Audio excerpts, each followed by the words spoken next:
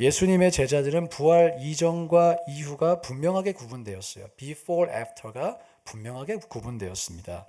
우리는 이 사실을 성경을 통해서 확실하게 알 수가 있죠. 어떤 신학자는 이 현상을 보면서 예수님의 제자들은 부활을 믿을 뿐 아니라 부활을 살았다라고 표현하였습니다. 오늘 설교의 제목이죠. 부활을 살다. 부활에는 변화를 일으키는 능력이 있어요. 우리가 부활을 진정으로 믿으면 변화되지 않을 수가 없습니다. 반드시 변화되게 되어 있다는 것이죠. 자, 이런 점에서 여러분께 질문 드리고 싶어요. 여러분에게는 지금 부활로 말미암은 변화가 있으십니까? 변화가 있으십니까? 부활을 살고 계십니까? 우리에게 그런 변화의 흔적이 있다면 지금 우리가 부활을 살고 있는지를 확증할 수 있겠죠. 그러나 만약에 아직까지 부활로 말미암은 삶의 변화가 없으시다면 오늘 우리가 이 말씀을 통하여 부활로 말미암은 열매가 생기시기를 주의 이름으로 축복합니다. 이 부활을 살아내기 이전에 먼저 부활이 의미하는 것을 우리가 알아야겠죠. 부활의 의미를 설명드릴게요. 두 가지로 설명드리는데 먼저 첫 번째 부활의 의미는 우리의 몸의 변화를 약속하고 있어요. Transformation of our body. 우리의 몸이 트랜스포메이션 될 것을 성경은 말씀하고 있습니다. 오늘 우리가 읽었던 이 고린도 전서는 고린도인들이 바울에게 여러 가지 질문을 보냈어요. 편지를 통해서 이것도 궁금하고 저것도 궁금하고 이것도 궁금합니다.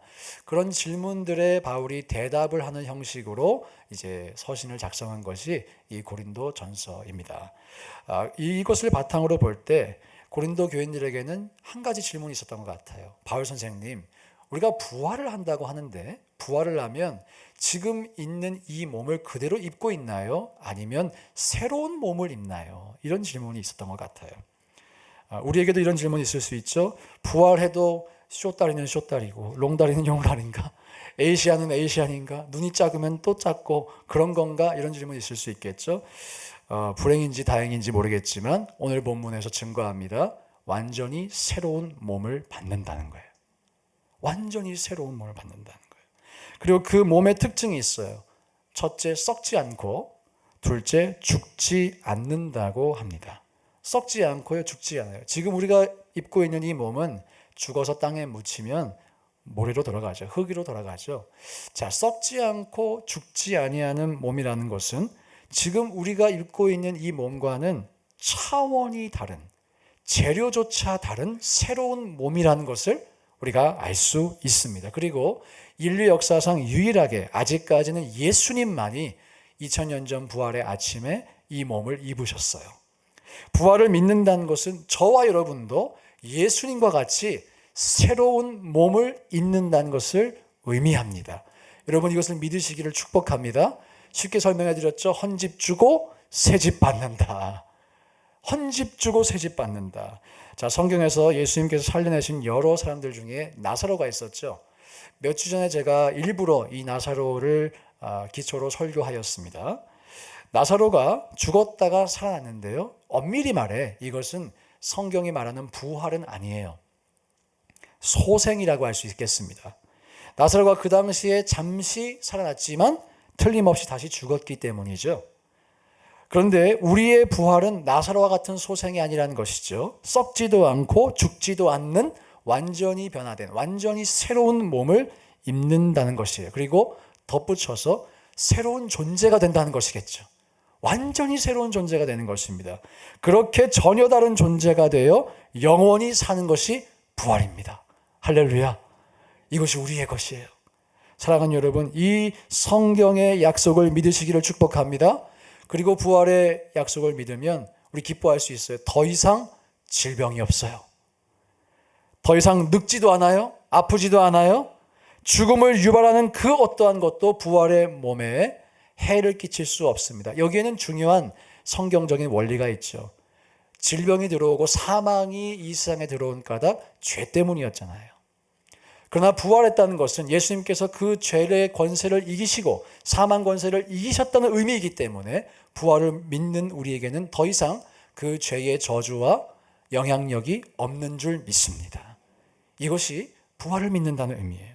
오늘 고린도전서 본문 55절 담대하게 이렇게 외치는데 우리가 함께 담대하게 읽어보기를 원합니다. 시작. 사망아 너의 승리가 어디 있느냐? 사망아 내가 쏘는 것이 어디 있느냐? 지금 물어보고 있죠. Where is your victory? 없다는 거예요. 사망아 너의 승리는 없어 라고 선포하고 있는 것입니다. 그리고 이어지는 57절에서도 이렇게 고백합니다. 다 함께 읽습니다. 시작. 우리 주 예수 그리스도로 말미암아 우리에게 승리를 주시는 하나님께 감사하노니. 할렐루야. 우리에게 이러한 감사가 있기를 원합니다. 우리는 이미 죽음을 이긴 줄 믿습니다. 사망 권세를 이겼어요. 죽음을 이겼어요. 더 이상 그것을 두려워하지 않고 살아갈 수 있다는 것이에요. 이것이 부활의 첫 번째 의미이고요. 두 번째, 부활이 의미하는 것이 있다면 하나님의 나라에 관한 것인데요. 한번 잘 들어주세요. 제가 몇 주 전 빌립보서 강해 설교하면서 우리 모두가 천국 시민이라고 말씀을 드렸습니다. Citizen of Heaven, 그렇죠? 그리고 예수님의 오심으로, 초림으로 하나님의 나라가 시작되었다는 것을 여러 번 설교하였습니다. 이 하나님 나라의 중요한 특징이 있어요. Already, not yet. Already 임했어요. Already 임해서 진행이 되고 있는데 not yet, 아직 다 완성되지 않았습니다. 자, 예수님의 부활을 우리가 직접적으로 믿기 전까지는 이 하나님의 나라가 조금은 추상적인 개념일 수 있어요. 아, 그런 게 그냥 있나 보다. 또 천국은 죽어서 가는 곳이지. 대부분 우리가 그렇게 이해할 수 있습니다. 그런데요, 예수님의 부활을 정말 믿으면 이 하나님의 나라는 우리가 지금부터 영원히 살아갈 나라가 됩니다.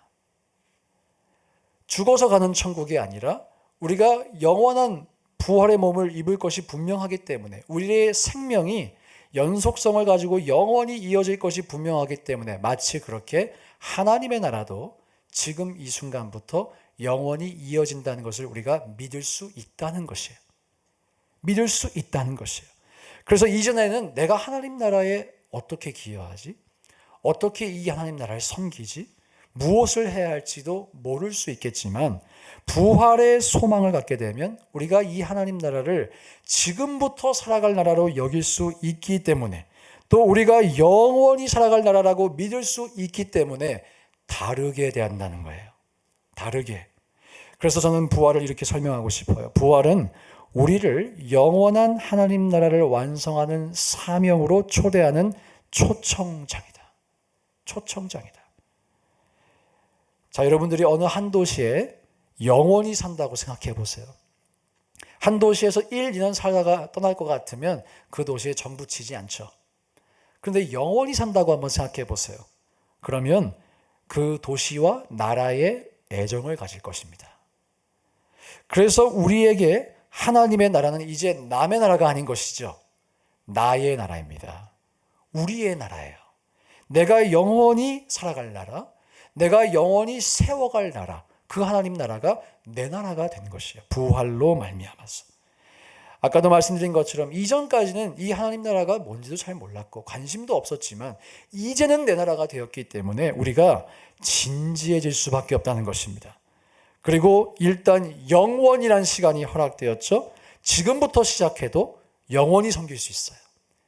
지금부터 하나님 나라를 섬겨도 세워가도 영원히 섬길 수 있고 영원히 세워갈 수 있어요. 자, 부활이 의미하는 이 두 가지를 기억하시면서 이것을 진짜로 믿으면 우리의 삶에 어떠한 변화가 나타나는지 그것을 설명드리고자 합니다. 부활을 살아간다고 하는 것, 살아낸다고 하는 것, 이러한 변화가 반드시 있는데요. 바로 사랑이에요. love, 사랑이에요. 초대교회 성도들은 부활을 믿고 사랑하기 시작했어요. 꽤 진지하게 사랑하기 시작했어요.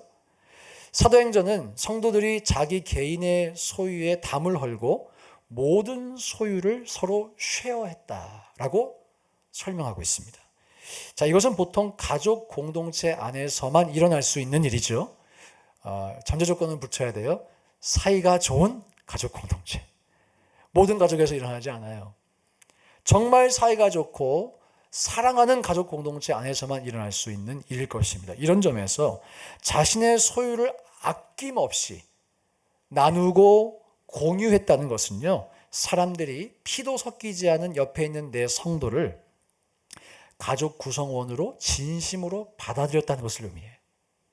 자, 이뿐만이 아니죠. 요한 1서에 나타난 기록을 보면요, 초대교회에서는 형제가 다른 형제를 위해 목숨을 버리는 일이 있었다고 추정됩니다.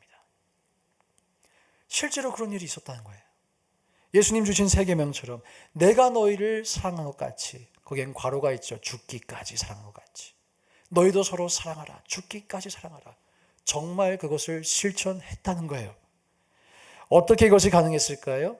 부활을 믿었기 때문입니다. 영원한 생명이 실제가 되었기 때문이에요. 영원한 생명과 영원한 하나님 나라가 믿어지니까 내가 목숨 걸고 사랑할 수 있게 된 거예요. 이전에 나의 옛 자, 상처받은 자, 항상 무언가가 결핍하고 그래서 무언가를 채워야만 하는 이기적이고 자기중심적인 옛 자는 다 사라져버리고 새 사람이 된 거예요. 완전히 새로운 사람이 된 거예요. 부활을 믿기 때문에. 여기서 우리가 한 가지 더 알 수 있죠. 부활의 몸을 입는 것은, 완전히 새로운 몸을 입는 것은 미래에 일어날 사건이지만 이 부활을 진정으로 믿으면 이 미래의 사건은 현재에 영향을 미칩니다. 지금부터 그 부활을 믿고 소망하고 살 수가 있게 된다는 것이죠. 자, 반대로 부활을 믿지 않으면 어떻게 될까요? 나는 부활이 안 믿어져요. 그러면 이 세상에서 가장 중요한 것은 서바이벌이 될 것이에요. 서바이벌. 인류의 역사를 살펴보세요. 모든이라고 하는 단어를 사용하는 것은 항상 조심스러운 일이지만 대부분의 국가와 인간이 역사 속에서 서바이벌을 위해 살았어요. 왜 지금 전쟁이 있나요? 남의 것을 더 뺏어서 서바이벌을 하려고.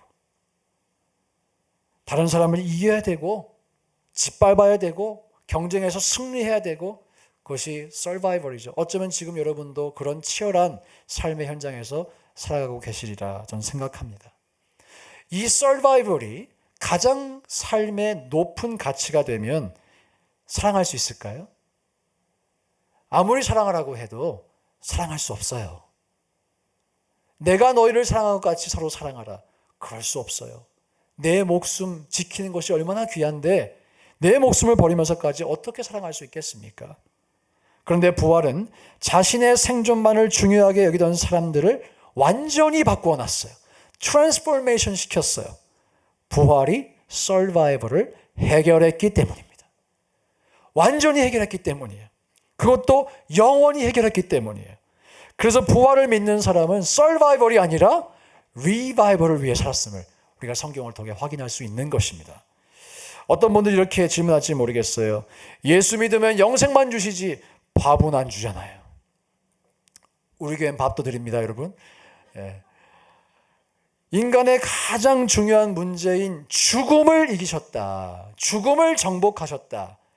여러분, 이것은 하나님께서 가장 쉬운 문제를 해결하신 것이 아니라 가장 어렵고 가장 중요하고 가장 중대한 문제를 해결하셨다는 의미입니다. 그렇다면 그 문제를 해결하셨다면 우리의 일용할 양식 주시지 않겠습니까? 당연히 주시죠. 그 부활 안에 다 포함되어 있는 것이죠. 여러분의 미래 밝은 줄 믿습니다. 여러분의 가정 살아난 줄 믿습니다. 나의 인생 살아날 줄 믿습니다. 그래서 예수가 밥 먹여줍니까? 밥 먹여줍니다. 반찬도 주고 국도 줍니다. 저도 그 밥 먹고 지금까지 살아왔어요. 제가 살아있는 증인이에요, 여러분. 아들을 주신 하나님께서 우리에게 모든 것을 아낌없이 주실 것을 믿으시기를 주의 이름으로 축복합니다. 이 사실을 믿었던 초대교회 성도들이 사랑할 수 있었어요. 완전히 자유해진 거예요. 먹고 살아야 돼, 먹고 살아야 돼, 경쟁에서 이겨야 돼. 이런 근심과 걱정, 세상을 살아가는 스트레스로부터 완전히 자유해진 거예요. 하나님이 믿어지니까, 부활이 믿어지니까, 이것이 내 것이 되었다는 것이 믿어지니까. 그 사랑은 사실 이전에 어떤 인류도 보여주지 못했던 아주 특별한 사랑이었어요. 사랑하다가 죽어도 좋다. 어디에 그런 게 있습니까? 어떤 역사책에 그런 증거가 있습니까? 예수 믿은 사람만이 할 수 있었던 일인 것이죠. 그리고 사실 이렇게 서로 사랑하는 인간의 모습은요, 최초의 인류가 창조된 그 원형의 디자인입니다. 블루프린트예요. 오리지널 블루프린트예요. 아담과 하와 그뿐만 아니라 모든 피조물들은 하나님 안에서 서로 사랑하고 아끼고 평화를 누리도록 하나님이 디자인하셨어요. 이사야 11장 6절부터 8절까지의 말씀을 함께 읽어보겠습니다. 시작. 그때에 이리가 어린 양과 함께 살며 표범이 함께 있어 어린 아이에게 끌리며 암소와 곰이 함께 먹으며 그것들의 새끼가 함께 엎드리며 사자가 소처럼 풀을 먹을 것이며 젖 먹는 아이가 독사의 구멍에서 장난하며 젖된 어린아이가 독사의 굴에 손을 넣을 것이라. 할렐루야. 야, 놀라운 일이죠. 놀라운 일이에요. 여기서 6절이 이렇게 시작합니다. 그때에 이리가 어린 양과 함께 살며 표범도 어린 염소와 함께 놓으며 원수와 같던 짐승들도 함께 산다는 거예요. 평화를 누리고 사랑한다는 것이죠. 저기서 그러면 그때가 언제일까요? 그때가 언제일까요? 하나님의 나라가 완성되었을 때겠죠? 근데 그때가 언제 시작될까요? 진정으로 언제 시작될까요? 예수님의 부활을 내가 믿을 때, 그때가 나에게 시작되는 거예요. 부활을 통해서 그 원형이 회복되기 시작합니다. 이런 점에서 부활은 하나님의 창조 세계가 회복되는 출발점이라고도 할 수 있겠습니다. 물론 예수님의 초림으로 그 사건이 시작된 것은 신학적으로 분명하지만 진정으로 부활하신 그 사건을 보면서 사람들이 변화된 것을 고려할 때 그 부활이 이 회복의 신호탄이었다는 것이죠. 사랑하는 여러분, 저는 이것이 성경에 나타난 가장 큰 기적이라고 생각해요. 나사로가 살아나는 것도 기적이고 안진뱅이가 일어나는 것도 기적이지만 죄인이 의인되어서 자신을 부인하고 자기 생명을 걸고 서로 사랑했다는 것, 저는 이것이 가장 큰 기적이라고 생각돼요. 그리고 저와 여러분에게도 이 기적이 일어나기를 소망합니다. 부활을 믿을 뿐 아니라 살아낼 수 있기를 주의 이름으로 축복합니다. 그런 삶을 살아간다면 우리의 삶에는 우리가 상상하지 못했던 풍요로움과 기쁨이 가득할 거예요. 저와 여러분이 이 부활절 이후로 사랑함으로 말미암아 이러한 복된 삶을 살아가시기를 간절히 축복합니다. 두 번째, 부활을 살았던 사람들에게는 사랑도 있었지만 소망이 있었어요. 소망. 아까 말씀드린 것처럼 부활은 우리가 영원한 하나님 나라의 완성에 영원히 쓰임받는다는 것을 의미합니다. 자, 이 관점은요, 우리가 인생을 바라보는 시각을 근본적으로 변화시켜요. 오늘날 미국에서는 67세를 은퇴 연령으로 정해뒀어요. 그래서 대부분의 분들이 젊어서 은퇴 준비하시다가 이제 정년 맞으면 소셜 시큐리티 받고 401k 이제 받아서 남은 여생을 저 플로리다 가서 낚시하며 살겠다 별장 지어놓고, 우리는 그런 분들이 안 계신가 봐요. 우린 죽는 날까지 선교하겠다, 그렇죠? 혹시라도 여러분 그렇게 플로리다 가서 낚시하며 인생을 마감하겠다 하시는 분들 계시다면 전 여러분들 모두가 사람 낚는 업으로 쓰임받다 가시길 축복합니다. 그래야 돼요. 고기만 낚지 마시고 사람 낚는 어부 되셔야 돼요. 우리가 거기 가서 고기 낚고 있으면 예수님 찾아오실지도 몰라요. 얼마나 좋아요. 우리 교단의 국제선교교 IMB. 나이가 있어도 60세 넘으셔도 70세 넘으셔도 선교사 파송해 드립니다. 월급도 다 드리고 보험도 다 해드리고, 이 좋은 것을 왜 안 하나. 우리 교인들, 우리 성도분들의 은퇴 계획은 선교하다가 주님께 가리라. 소망을 가지시기를 축복합니다. 이 부활 생명을 소유한 사람은 이런 점에서 세상 사람들이 가지고 있는 어떤 인생의 계획, 라이프 플랜과 좀 다른 생각을 가지셔야 돼요. 먼저 하나님 나라에는 은퇴가 없어요. 저는 은퇴를 할 거예요. 또 오해하지 마시고. 저는 은퇴를 할 거지만 하나님을 섬기는 그 일에는 은퇴가 없어요. 하나님 나라엔 죽음도 없다고 말씀드렸죠. 그것이 부활입니다. 여기서 요엘 선지자의 예언을 인용해 드리고 싶어요. 요엘서 2장 28절에 노인들은 꿈을 꾸리라 라고 기록되어 있습니다. 한국어 성경에 이것을 좀 순화해서 번역한 건데 사실은 늙은이들은 꿈을 꾸리라 이 말이. 늙은이란 말이 듣기가 좀 그러니까 노인들은 꿈을 꾸리라 이렇게 번역을 한 거예요. 순화해서. 여러분 만약에 나의 생명이 언젠가 끝나고 그래서 모든 것이 허무해진다고 생각하면 노인들이 왜 꿈을 꿔요? 꿈꾸면 희망 고문이지. 꿈 꿔봤자 안 될 텐데. 나 죽을 텐데. 그러나 하나님의 나라는 영원하고 우리의 생명도 영원합니다. 그러니까 꿈을 꾸는 거예요. 나이에 관계없이 꿈을 꾸는 거예요. 여러분 꿈꾸시기를 축복합니다. 소망을 가지시기를 주의 이름으로 축복합니다. 혹시라도 여러분의 인생이 남들과 비교해서 조금 늦게 가는 것 같으세요? 이민 오셔서 언어가 한계가 있고 직업 훈련에 한계가 있고 그러니까 뒤처지는 것 같고 신분 해결이 늦고 초조하고 마음 아프고 우리 다 그런 인생을 대부분 살아오셨죠. 여러분 기억하세요. 이제부터 시작이에요. 영원히 살 거니까. 할렐루야. 여러분이 지금까지 살아오신 삶으로 여러분을 규정하지 말라는 이야기입니다. 왜요? 영원히 살 거니까요. 못 믿으시는 것 같네. 아니 다 지금까지 부활 믿으신다면서 다시 할까요? 부활 믿으시죠? 영원히 살잖아요. 이제부터 시작이다. 할렐루야. 이 마음 가지시기를 축복합니다. 낙심하고 좌절하시는 분 부활 생명을 붙잡고 일어나셔야 돼요. 다시 일어나셔야 돼요. 다시 걸어가셔야 돼요. 영원한 생명, 우리를 소생시키시고 무너져도 또다시 일으켜 세우시는 하나님의 생명이 우리에게 있음을 믿습니다. 그 사람이 어떻게 소망이 없을 수 있겠어요? 어떻게 소망이 없을 수 있겠어요? 없는 게 이상하지.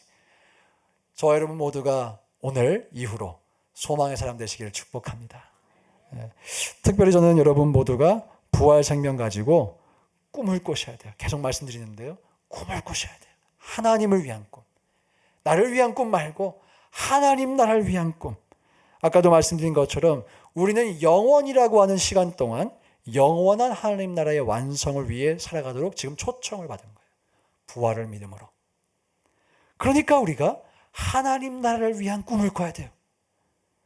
나는 하나님을 위해 이제부터 무슨 일을 할 것인가?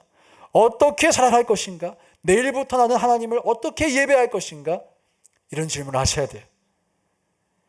이 질문을 하기 시작하면 당장 답이 주어지지 않더라도 우리가 하나님이 원하시는 그 자리에 가 있을 줄 믿습니다. 그리고 기억하기 원해요. 우리가 꿈을 꾸고 어떤 자리에서 무슨 일을 하며 주님을 섬기든 그 모든 일은 값진 일이에요. 사실 꿈을 꾸고 소망하면 좌절도 합니다. 꿈이 큰 사람이 낙심도 커요. 그렇죠? 여러분 우리가 도전을 주저하게 되는 이유가 무엇입니까? 실패할까 봐. 그런 염려가 있잖아요. 오늘 본문 58절에 이렇게 말씀해요. 함께 읽어보겠습니다. 시작. 그러므로 내 사랑하는 형제들아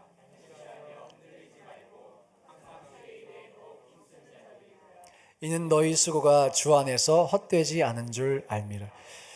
저는 저 마지막 이는 너희 수고가 주 안에서 헛되지 않은 줄 알미라. 이 말씀이 너무나 큰 위로가 됩니다. 여러분 지금까지 주님을 위해 수고해 오신 것, 주님을 위해 눈물 흘리신 것, 땀방울 흘리신 것 하나님이 기억하세요. 그 열매가 어떠하든지 하나님은 기억하세요. 헛되지 않은 줄 믿습니다. 그래서 소망을 가지세요. 도전할 일이 있다면 도전하세요. 실패해도 괜찮아요. 그 모든 수고가 주 안에서 헛되지 않기 때문에, 의미가 있기 때문에. 주님이 우리의 인생을 평가하는 기준은 결과가 아닙니다. 감사하게도 수고라고 말하고 있어요. 너희 수고가 주 안에서 헛되지 않은 줄 알미라. 하나님 나라 확장시키기 위해 꿈도 꾸어보고 도전도 해보고 그러다 실수도 하고 때로는 실패도 해보고 낙심도 해보고 또 열매도 거두는 것이 우리의 인생일 텐데 저와 여러분 우리의 모든 수고가 헛되지 않다는 것을 믿으며 무한 소망 가지시기를 주의 이름으로 축원드립니다. 마지막으로 부활을 살아내는 사람의 특징은요, 행복입니다. 행복. 여러분 분명히 지금 제가 사랑 소망 해가지고 믿음 나올 것 같다는 생각하는 분 계셨죠? 예, 우리 목사님 잘 끼워 맞추니까 예, 안 끼워 맞춰지더라고 믿음이 오늘. 행복. 제가 성경 연구하며 발견하는 게 있어요. 초대교회 성도들은요 행복했어요. 그들은 고난이 우리가 상상하는 이상의 고난을 받으며 살았거든요. 그래도 행복했어요. 기쁨이 충만했다. 박해를 받는데도 기쁨이 충만해서 찬양을 했다 그러죠. 바울이 감옥에서 수갑과 이 고리가 채워진 채로 하나님을 찬미했다 그래요. 그래서 그 빌립보 감옥이 움직였다 우리가 알고 있죠. 기뻤어요. 행복했어요. 고난이 없지 않았습니다. 그런데 그 고난을 압도하고도 남을 만큼의 행복이 있었다는 거예요. 여러분 어떠세요 여러분? 삶에 고난이 있으시죠? 우리 중에 고난 없는 분 한번 손들어 보세요. 저부터 내려야 돼. 다 고난이 있으십니다. 어려움이 왜 없으시겠어요? 그리스도인의 인생에 고난이 있어요. 어려움이 있죠. 그런데 그리스도인의 인생에만 있는 것이 또 있어요. 그 고난보다 훨씬 큰 행복입니다.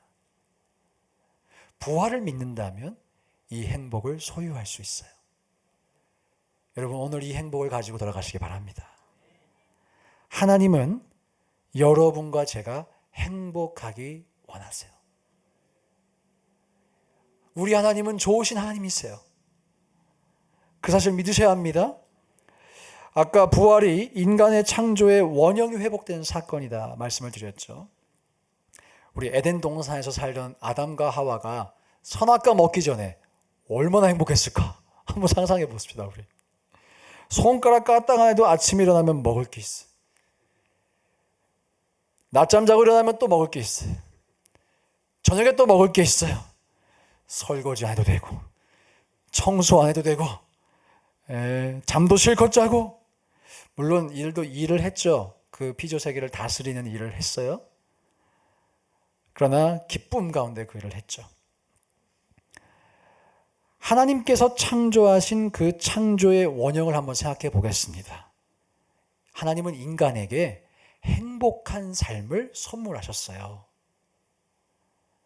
그 행복한 삶이 죄로 말미암아 파괴되었습니다. 안타깝게도. 그러나 예수 그리스도로 말미암아 회복된 줄 믿습니다. 이제 우리가 노동과 일을 하지만 그 일도 행복하게 할 수 있게 된 줄 믿습니다. 하나님을 섬기는 마음으로, 하나님 나라에 기여하는 마음으로 하게 된 것이죠. 여러분 다시 한번, 우리 하나님은 좋으신 하나님이에요.